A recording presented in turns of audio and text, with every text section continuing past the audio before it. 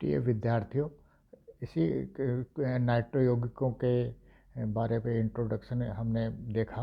अब हम इसी में आगे नाइट्रीकरण की पीछे हमने बात की थी, तो उसके कंटिन्यूशन में हम आगे चलते हैं कि नाइट्रीकरण अभिक्रिया को कौन से कारक प्रभावित करते हैं, तो उनके बारे में हम देखते हैं। तो सबसे पहले हम लेते हैं ताप।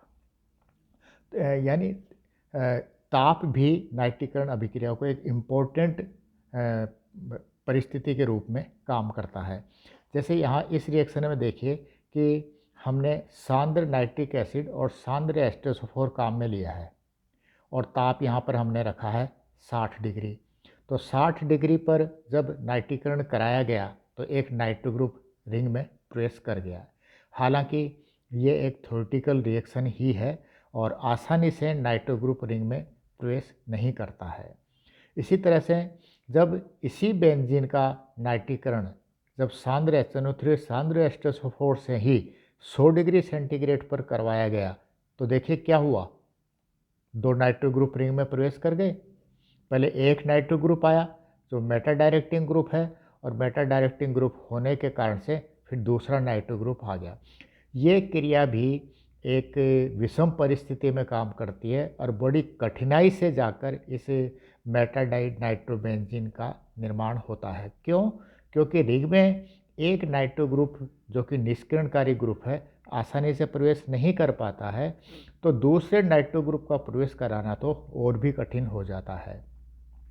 अब यहाँ पर इस रिएक्शन में देखिए हम बेंजीन का नाइट्रीकरण 60 डिग्री पर करा रहे हैं, एक नाइट्रो ग्रुप प्रवेश कर गया है ना, और इस टालुइन में 30 डिग्री पर ही नाइट्रो ग्रुप प्रवेश कर गया है ना, और ऑर्थो और पैरा उत्पाद यहाँ पर बन गए। इसी तरह से दूसरी है नाइट्रिक कारक की प्रकृति, यानी जिसके द्वारा नाइट्रीकरण करवाया जा रहा है।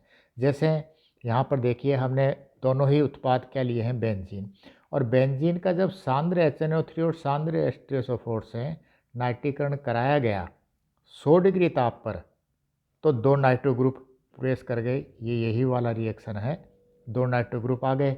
और जब इसी ताप पर सधूम HNO3 और सांद्र H2SO4 से नाइट्रीकरण कराया गया तो 3 नाइट्रो ग्रुप रिंग में प्रवेश कर जाते हैं और 1,3,5 ट्राई नाइट्रोबेंजीन बन जाता है।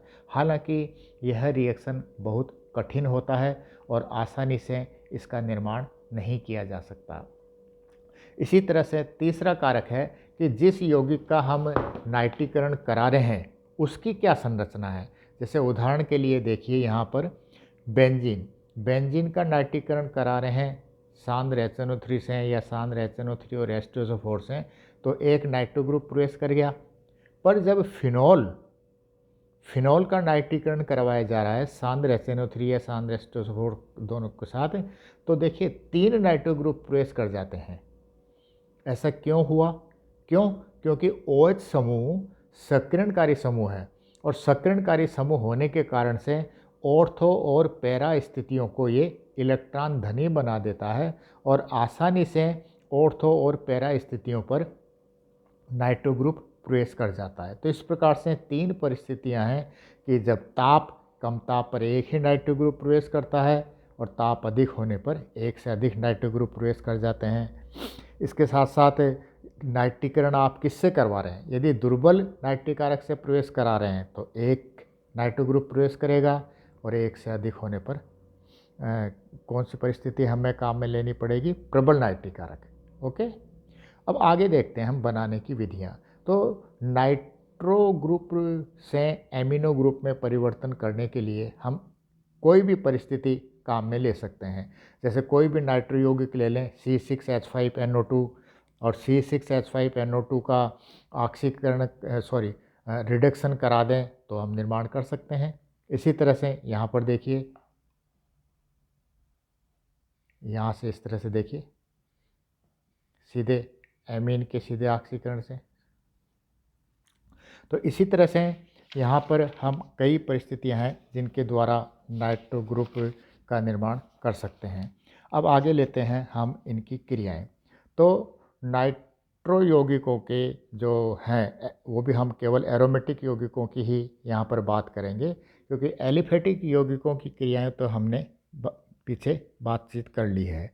अब देखिए कि किस प्रकार से जो एरोमेटिक नाइट्रो यौगिक हैं वो काम करते हैं। तो सबसे पहले हम यहाँ पर इसकी बात करेंगे कि देखिए ये नाइट्रो ग्रुप है और कोई हमने ये नाभिक स्नेही लिया। तो ये नाभिक स्नेही इसका आक्रमण हमने ऑर्थो स्थिति पर करवाया। तो ऑर्थो स्थिति पर आक्रमण करवाने से क्या हुआ, इस जो नाभिक स्नेही है उसने अपना आवेश यहाँ ट्रांसफ़र कर दिया और इस तरह से ऑर्थो स्थिति पर आक्रमण किया। इस तरह से फिर यहाँ पर इस तरह से ऑर्थो स्थिति पर दिखाया है और यहाँ पर पैरा स्थिति पर दिखाया है और ये ऑर्थो और पैरा उत्पाद का निर्माण यहाँ पर हो गया। इसी तरह से नाइट्रो ग्रुप, एरोमेटिक नाइट्रो यौगिक, और उस नाइट्रो ग्रुप का एल्कोहली अमोनिया के साथ रिएक्शन कराया जाए तो एल्कोहली अमोनिया के साथ रिएक्शन कराने पर हमें कौन सा ग्रुप मिलेगा, NH2, है ना। वो NH2 ग्रुप यहाँ पर प्रवेश कर गया। तो यहाँ पर ये बताना चाह रहा है कि यदि बेंजीन वलय के साथ नाइट्रो ग्रुप लगा हुआ है ना, और रिंग में किस तरह से दूसरा न्यूक्लियोफाइल अटैक करेगा तो उसकी रिएक्शन के बारे में यहाँ पर बताया है। अब यहाँ पर देखिए कि नाइट्रो ग्रुप अपन ने पीछे बात की थी कि ये ऑर्थोपेरा निर्देशी न होकर मेटा निर्देशी है, जबकि यहाँ पर हमने क्या दिखाया है, ऑर्थो और पैरा स्थितियों पर इसका आक्रमण दिखाया है ना। उल्टा किया, ऐसा क्यों हुआ इसके बारे में बाद में बातचीत करूँगा मैं। इसी तरह से यहाँ से देखिए इम्पोर्टेंट रिएक्शन है कि जलीय NaOH के साथ क्रिया कराई गई तो ऑर्थो और पैरा पर बना। ये न्यूक्लियोफिलिक रिएक्शन पढ़ रहे हैं, हमने पीछे बातचीत की है फर्स्ट ईयर में कि एरोमेटिक यौगिक इलेक्ट्रोफिलिक सब्स्टिट्यूशन रिएक्शन देते हैं, जबकि हम यहाँ पर क्या बात कर रहे हैं, ये बेंजीन रिंग कौन सी रिएक्शन दे रही है, न्यूक्लियोफिलिक। यहाँ पर न्यूक्लियोफाइल कौन है, NH2, यहाँ पर न्यूक्लियोफाइल कौन है, OH। इसी तरह से एक और रिएक्शन देखिए C2H5ONa या C2H5OK, इसमें न्यूक्लियोफाइल कौन है, C2H5O। अटैक कहाँ पर किया, ऑर्थो और पैरा स्थिति पर। ये देखिए, तो क्या कारण है कि नाइट्रो समूह की उपस्थिति में ये क्रिया ऑर्थो और पैरा स्थितियों पर हो रही है, तो इसके बारे में अपन फिर बातचीत करेंगे। ओके।